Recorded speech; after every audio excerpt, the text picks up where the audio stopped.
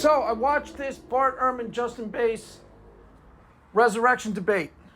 As I said, I think I might have posted the other video on it at this point. I did a little analysis of it. As I said, because everyone was cackling about how much the Christian got killed, so I said, well, I got to see this train wreck for myself.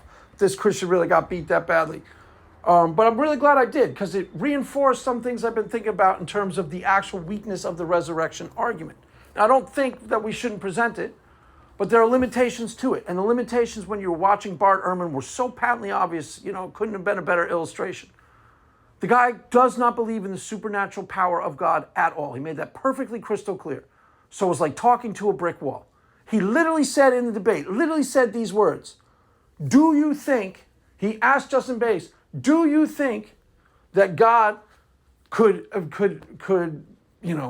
change the laws of physics? Huh? Duh. No, yeah. I don't know why Justin Bass didn't say, of course. What on earth do you think a resurrection is? It is taking something that is physically impossible, according to the physical facts, and doing it anyways. Why? Because God is sovereign over the physical facts. That's the whole point of a miracle. God demonstrates his sovereignty so that the non-believer goes, well, it had to be God. Why? Because there's no other way that could have happened.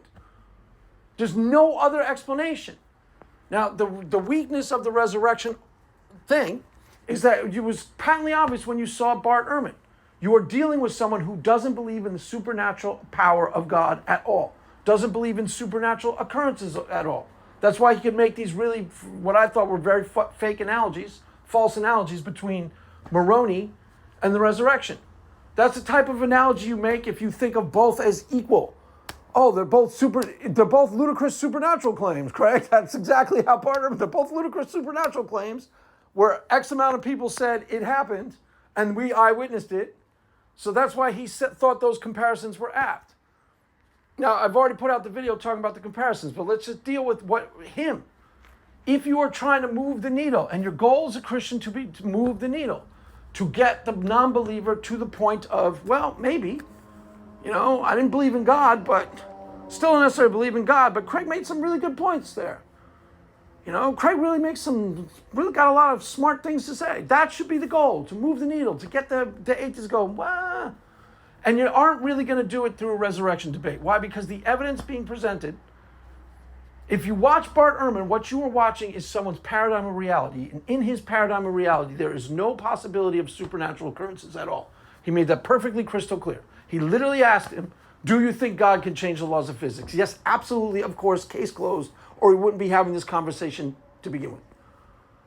What on earth do you think a miracle is, dude? That's what I would ask. Of course I think that. What do you think a miracle is?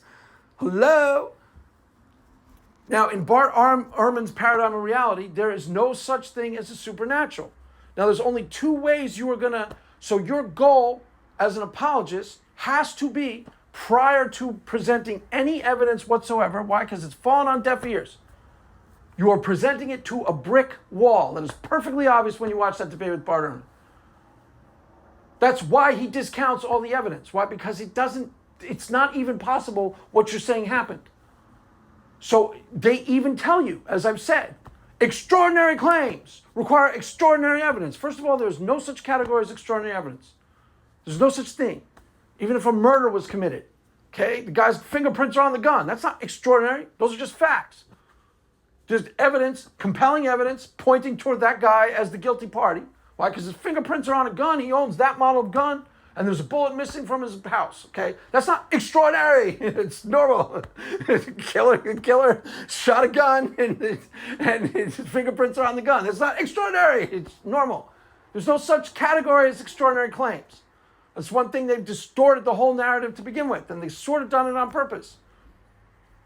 The guys do not believe in supernatural occurrences at all. So you have to shatter their paradigm of reality. There's only two ways you can do that. It was perfectly obvious to me when I've been watching resurrection debates.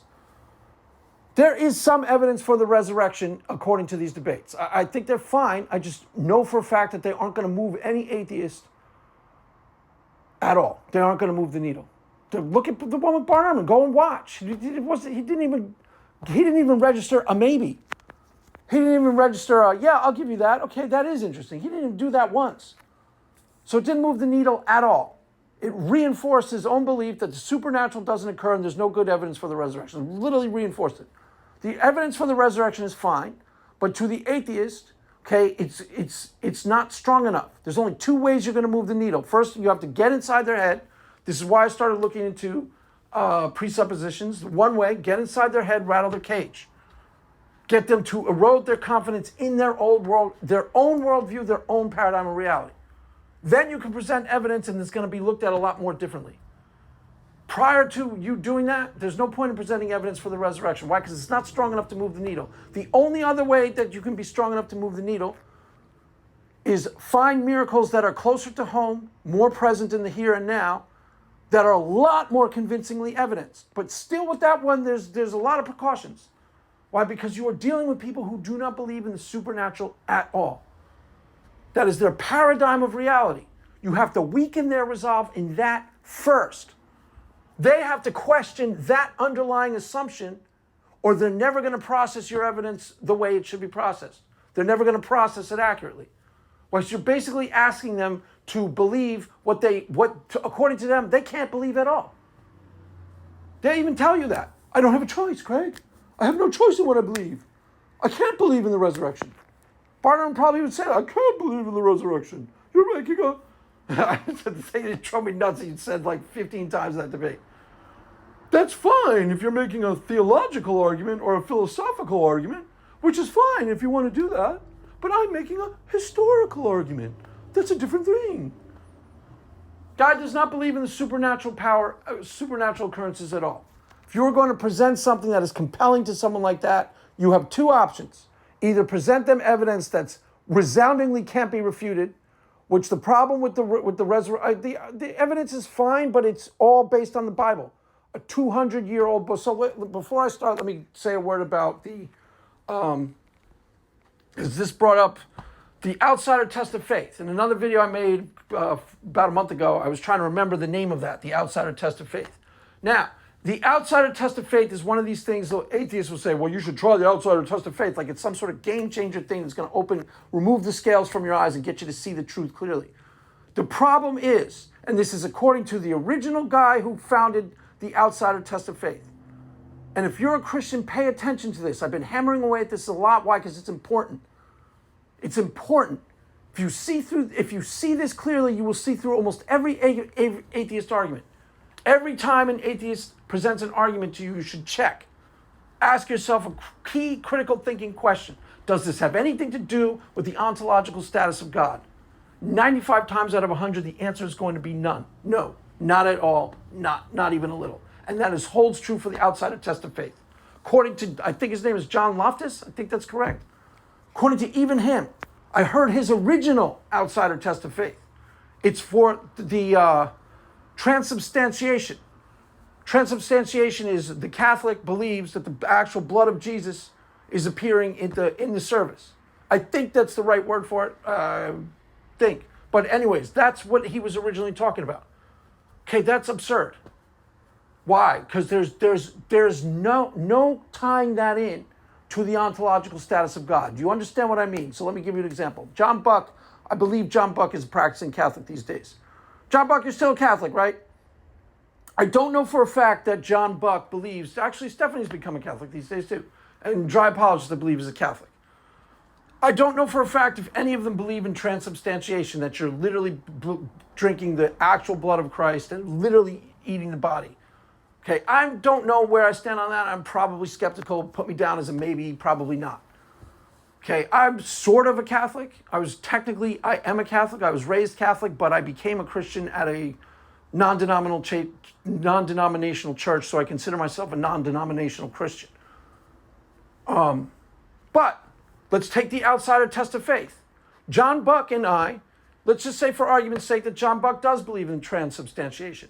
Okay, I'm supposed to do the outsider test of faith and learn what exactly? Well, I don't believe in it. Okay, where does that get us in terms of the ontological status of God? Nowhere. That's the point. It's not relevant at all. That's the point. How these people can make arguments that are totally and utterly beside the point and think that they're nailing it and not notice that they're not even talking about the right subject is beyond me. They do it all the time. What's the thing that's going on as we speak? They're streaming on the Flocking the Dead Horse about slavery in the Old Testament for the 8,000th time. Another 3-hour stream. Slavery in the Old Testament. The Old Testament may endorse slavery. It's irrelevant. What? To the ontological status of God, which is what we are talking about. It doesn't matter one iota whether John believes transubstantiation happened or didn't happen. Why? Because John and I basically believe in a version of God that is more or less identical. And even if we didn't, that's not really the issue. The Catholics and I, for the most part, believe in Jesus as God. For the most part, we believe in a version of God that is virtually identical. We're talking about the God model, the ontological status of the deity, not the side stuff. The atheists almost always focus on the side stuff and say, see, we're nailing it, when you're not even addressing the right subject. I promise you this happens more often than you think. But am I making up the fact that they're streaming about the Old Testament slavery for the 50,000th time in a row? Am I making up that fact? There's another 3-hour stream on it. I think it happened last week, correct? Am I making that up? By the time I post this video, there'll probably be 2 more streams on it. Correct? Okay, why are they doing that? They're doing that because they think on some level that they're nailing Christians. And Christians participate in this fantasy, this fiction. As I said, they go, the Christians dying on the hillside. No, you're both dying on the hillside. Why? Because it's not relevant. It's not relevant, guys, to what? To the ontological status of God, which is ostensibly the only thing we are talking about. Whether Jesus appears in the flesh when you participate in the drinking of the wine and the breaking of bread is irrelevant to whether God exists. It's a belief that some Catholics hold and maybe some Christians hold. But it is not whether God exists or not. It is not even close to relevant to whether God exists or not. And if you deconstruct every atheist argument, you'll find almost all of them fail on these grounds. They're almost never about the ontological status of God. And if you deconstruct it, you can deconstruct it. You see that clearly if you use critical thinking. So God can exist and the transubstantiation could not happen at the same time, correct? God could exist and someone could believe in the transubstantiation and someone could not believe it at the exact same time, correct? And it would have no effect on whether God exists or not at all. Wouldn't be compelling evidence one way or the other. Would be totally irrelevant. And that's the example that John Loftus used. That's supposed to wake me, the Christian, up. Oh, wake up, Christian. Step outside of your faith and see if a Hindu was talking about something like this. I swear to God, that's the example he used. Does he know that that's not relevant, that that's not ontology? I don't know. I don't know why so many atheists make this mistake, but they make it constantly. There's almost no such thing as an atheist argument that actually deals head-on and squarely with ontology. God exists, God does not exist. Almost all of them are sideshow arguments. I've talked about this a lot in my other videos where they truck in inferences that don't follow, don't logically, but almost all of them.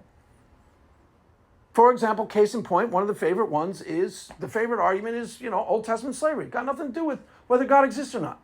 God could exist. Just grant for argument's sake. Just say, yeah, okay, fine. The Old Testament endorses slavery. Now what? now what's that supposed to prove? Did I not have my experiences in church? Do I not contact an ontology when I pray now? Is it relevant to the thing that my prayer life? No, not at all. Is it relevant to any of my religious experiences? No, not at all. Is it relevant to any of the reasons that I've cited as a justification for the things I believe? No, not at all. God could exist, and the Old Testament could endorse slavery at the exact same time. It's that simple. So no, maybe the Christians are dying on the hillside. Both of you are dying on the hillside. Why? Because you're both not noticing the obvious. What I'm telling you is patently obvious. It should have been noticed. So, getting back to the subject at hand. When you are dealing with someone in a resurrection debate, okay, that non-believer doesn't believe in the supernatural power of God at all. The evidence from the resurrection is not enough to move the needle. It's not even close. It's not even close. Even if they grant you all of the facts. I forget what Bart Ehrman, I think he gave him 2 eyewitnesses. I think, I don't know what most atheists, so probably most atheists would be comfortable with that. Yeah, 2 people were eyewitnesses. I don't remember the details. But even if they would grant you all the facts, if you are going to get someone to believe in the supernatural power of God, there's only 2 ways you can go about it. One, Weaken their paradigm of reality. Get inside their head, rattle their cage on purpose so they recognize that there isn't strong justifications for the position of atheism overall philosophically. That's my Stephanie, what is the status of abstract objects given atheism argument. Barring that, two, find miracles in the here and now that are sufficiently well evidenced or well evidenced enough for the atheist to go, maybe I can't actually write that off. Now that's the harder route. That's the harder route. Why? Because the atheists don't believe in the supernatural at all, so they're always going to find justifications. And then there's also hidden caveats or hidden potential snafus. Let's look at Stephanie, for example, is sort of doing this correctly. One of the things that she brought up lately that I haven't watched yet was the Shroud of Turin. According to her, Artangelo's video on Shroud of Turin is really good, really well evidenced, and you should give it a second look. Now, that may be true, and I probably will watch the video. Here's the problem with Shroud of Turin. And it's a similar problem. I think Cameron Bartuzzi's brought up a lot of exorcisms. Same problem. There's a certain type of miracle that the atheist automatically puts in the category of, are you kidding? And won't watch the video and won't engage with it at all. They'll just write it off. They won't even. If they watch the video on the Shroud of Turin, Stephanie, if an atheist watches it, they'll be watching it almost completely from behind a veil of there's no way on earth this is true. You got to be kidding. And they won't be able to process it accurately based on that. It's like when I used to bring up. It's just a side example of similar lines. A lot of times when I'm talking about my argument for religious experience, I would bring up the example of Bigfoot. Now, I was just bringing up Bigfoot by way of analogy. Why was I using it? Because it's a really good analogy. Bigfoot is semi-plausible. There are people out there who think they've experienced Bigfoot. Okay? The argument I was making was that if you go into the forest and you know that Bigfoot is semi-plausible and you only half believe in Bigfoot and then you run into Bigfoot yourself, that should dramatically change your worldview right there on the spot. Should it not? Should it not? Okay, why did I stop using Bigfoot as an example? Because most atheists couldn't even hear past the word Bigfoot. Don't tell me you're so dumb you believe in Bigfoot. They couldn't even process it. I swear to God that's true, guys. That's part of what they are doing. They are running a propaganda campaign where they constantly try to amplify. That's why they keep saying it's so irrational, and compare the things you believe that are plausible and not irrational, and for the most part, eminently reasonable. Okay, if you have a religious experience and you believe in God after that, guess what? I am completely rationally justified to believe in that which I clearly perceived. So is you, so is anybody. 100% full stop. There's no arguing with that. If you see somebody breaking into your neighbor's house, you are 100% rationally justified to go, hey, sweetheart, someone's breaking into the neighbor's house. Even if you live in the safest neighborhood in all of humanity. Why? Because your senses are there to evidence the world as it actually occurs. You are 100% rationally justified to believe in that which your senses perceive. That was the whole point of the Bigfoot analogy. The reason why I stopped using the analogy, once atheists heard the word Bigfoot, their head exploded, they couldn't even go on. You're so dumb, I knew it. Craig's so dumb, he believes in Bigfoot. I swear to God. So, Shroud of Turin, I promise you, Stephanie, it's falling on deaf ears. It may be a good argument, it may be well evidenced, it's falling on deaf ears. Why? Because atheists won't even process it. Ditto for exorcisms, anything, demons, devils, any of that. So I avoid it. Now, Stephanie, if you want to take me up on this suggestion, Marian apparitions, now that could be on firmer ground. I do not know. See, what I'm saying is how you could potentially get an atheist. And if you're an atheist, you think this through and maybe give me an answer in the comments and tell me what would it take to move the needle. I'm not talking about believing in a resurrection. The reason why the resurrection is not a good look for Christianity is because, one, that's a centerpiece miracle of all Christianity. So the emotional stakes involved are really, really, really high. And the evidence being presented overall isn't strong enough to move the needle with something with that much emotional investment involved. Do you understand that? The emotional stakes involved in that would be really high. The atheist is going to go, I believe in the resurrection in the middle of a debate? Sure. No. No, they aren't even going to go like, okay, maybe. Now, if you scale back the emotional investment and you deal with something that nobody has any stake in, like a Marian apparition, did it happen, did it not happen? You might get a lot of atheists go, maybe. if you're presenting evidence that's strong enough. Now, I haven't investigated the Marian apparitions. I have no idea how compelling or not compelling. You know, John Buck, dry apologists, you could do this too. You are Catholics. Take a look at the Marian apparitions. I have no idea how well evidenced they are. If they're actually really well evidenced, that could potentially move the needle. Remember, keep your ambition small. Rein it in. You aren't going to turn a non-believer, an atheist, into a believer. The only thing you're trying to do is crack open that door a little and get them to cast doubt on what? On their own paradigm of reality. So they go, the supernatural does not occur. And then you go, well, okay, what about this Marian apparition? This is really well evidenced. Take a look at this. And they go, okay, maybe. Now, here's another one that I'll throw out there that I've already mentioned in other videos. Now, I haven't decided if this is supernatural or not, so maybe I shouldn't even talk about it yet. But it's really interesting, so I'll bring it up. When you take DMT, the transformational machine elves. The what? The transformational machine elves. Gotta work with me on this one. It's a killer one. It's a killer evidenced supernatural occurrence. Okay, what are the transformations? Are you crazy? I knew Craig has gone crazy. See, nobody has any agenda towards the machine transformational elves as of yet. Why? Because nobody even knows what I'm talking about yet. Bigfoot, they already got us. They're already laughing when you say Bigfoot. They're already laughing when you say Shroud of Turin.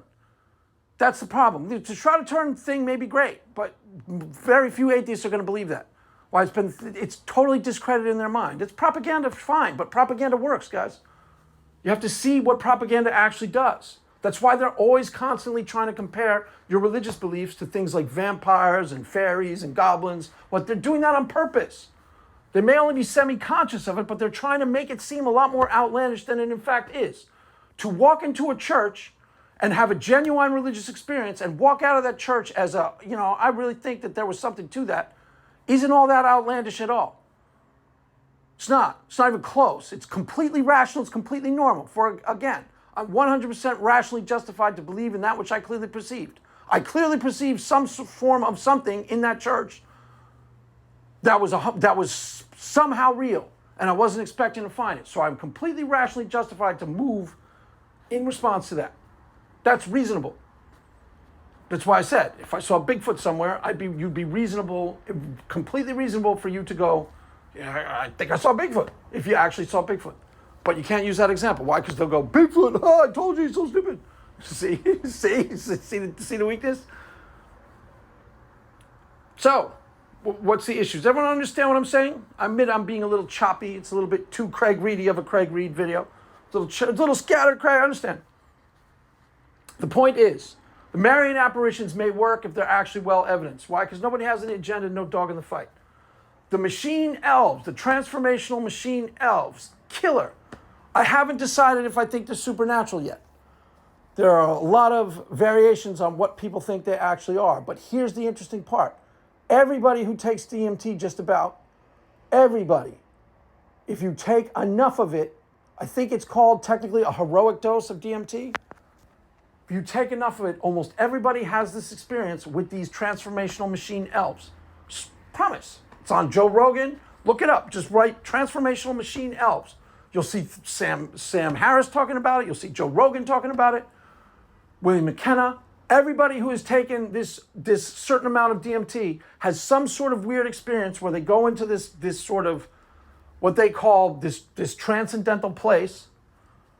Okay, and almost everybody has an identical experience, and they interact with these beings.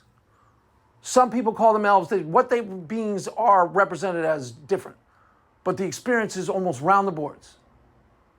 It's almost round the boards. So that's something you could explore on your own. Go check that out.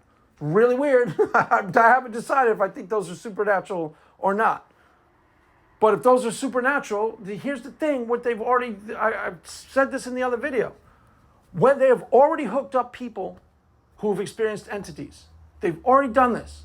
People who think they're experiencing an entity outside of themselves, and their brain patterns register that they are in fact experiencing something extant to themselves. It's the truth. Now, maybe there's more to the story that we need to learn. But my point is, it shouldn't be all that hard to move the needle. As long as you're not trying to present a coherent theology or some sort of Now you have to become a believer.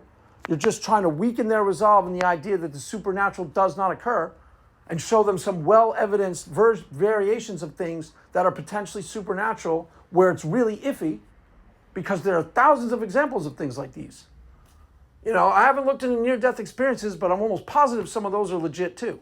I told you there was an atheist who called up Shannon, atheist who had the near-death experience. And I told you she immediately stepped on the lead. She buried the lead. The lead should have been, what? Atheist had a near-death experience. And part of this is expectation. Justin Bass. I mentioned this in the Justin Bass thing. And I've mentioned this in the other videos. Worth repeating. Okay, if you go to a Christian church and they're talking about a miracle, an angel appeared before me last night and said X, or a Marian apparition appeared and said X, it's not all that out of the boundaries of what you'd expect in that context, in that environment. That's really important. As I said, if Matt Dillahunty all of a sudden went on Twitter tomorrow and said, I was praying for my girlfriend because she was in the hospital, and I promise you all, God appeared to me and said, she's going to be healed, and she was healed a day later, that would be really, really jarring, would it not? Would that be really jarring? The guy freaking turned from atheist to Muslim. Practically the whole of the internet atheists melted down at once. I swear to God, like 200 people couldn't process it. So it'd be really jarring. That's the only point I'm making. So with that, I will wrap her up. My point is, there is fertile territory here with supernatural occurrences. Why? Because almost everybody has experienced some version of a supernatural occurrence. I'll go into this in other videos. I used to think that was the difference between atheists and other people. It isn't. The difference between atheists and other people is that they write them off and other people won't. If you don't believe me, talk to a non. I've said this before, it's worth repeating. Nons are not atheists. They believe in God. Why? Because they've had experiences that are supernatural, just like the atheists have. But unlike the atheists, they're unwilling to write them off. They put them under the category of, well, that's hard to explain. And they don't try to just go, therefore, it didn't happen or it didn't occur as I think it happened. They put it in that that's hard to explain. You take DMT as an atheist, I almost guarantee you you're going to have the same experience as everybody else. Why? Because almost everybody has an identical experience. They go to some weird transcendent place and they talk to these entities. I swear, look it up. Transformational machine elves. Put that in the YouTube search. There's like 1,000 videos on the subject. I promise. There's literally thousands of these. Joe Rogan talks about this all the time. I'll do a deeper dive into it.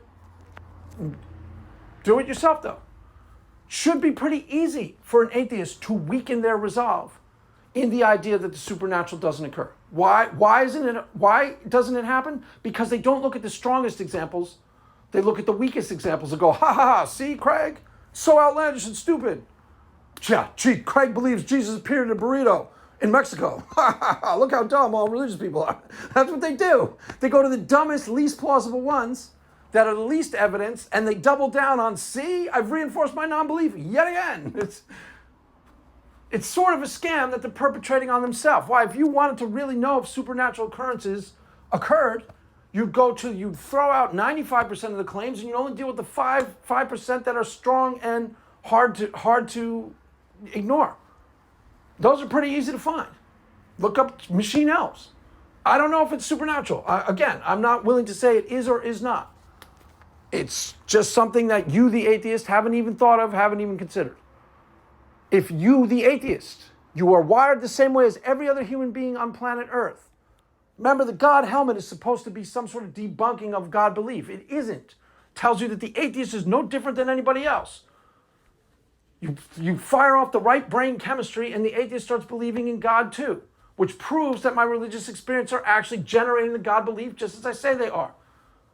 And then the atheist immediately goes, well, you just said that God doesn't exist because it's brain chemistry. When you see a piece of chocolate cake out there in the real world that actually exists, the only way you experience it inside of yourself is what? Brain chemistry. Everything is a drug. Everything, your entire experience of reality itself, every minute of it, you experience inside of your brain as brain chemistry. The fact that something aligns with brain chemistry does not debunk its exterior reality at all. The fact that atheists think that it does shows you what you're dealing with. Some really, really poor critical thinking skills. Promise. Think about it. You see a piece of chocolate cake on the table. How are you experiencing the reality of that chocolate cake? Inner brain chemistry. It's firing off your neurons. So when you put a God helmet on a person, look up the God helmet. You put it on an atheist, same thing's going to happen. That was one of the kids' arguments for the heroic dose of DMT. You give anybody a heroic dose of DMT, and they tend to become believers. Why? Because they have experiences that are really hard to write off. That's why. And one of those experiences that are really hard to write off is they deal with these things called transformational machine elves. Don't ask me where that came from. That's Terrence McKenna. Don't ask me why, what that means, because I don't know. I'm not saying that I understand these are definitely supernatural. I'm saying it'd be really easy for you, the atheist, to weaken your resolve. You are firmly committed to the idea the supernatural does not occur. Well, you shouldn't be. Why? Because there's ample evidence of things that would be really hard for you to shake off. Really hard for you to justify any other way, but this is weird. That's it. That's the only way you have to judge. This is weird, Craig. Yeah, it's weird. It's that simple. There are more things in heaven and earth than are dreamt of in your atheist philosophy. It's that simple. So, anyways, with that, another successful Craig Reed video. Another one bites the dust. Another successful Craig Reed video in the can. I'll wrap her up. That is all for now. Mass has ended. Go in peace. Amen.